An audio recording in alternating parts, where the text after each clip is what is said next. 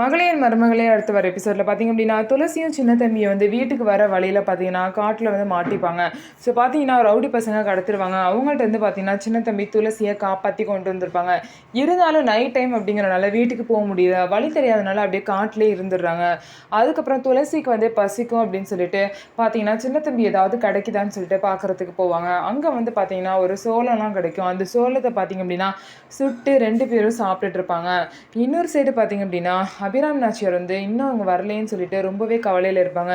இவங்களுக்கு என்ன ஆச்சுன்னு சொல்லிட்டு பதட்டத்தில் இருப்பாங்க. ஒருவேளை சிவகாமி நாச்சியார் ஏதாவது பண்ணியிருப்பாங்களோ அப்படின்னு சொல்லிட்டு யோசிப்பாங்க.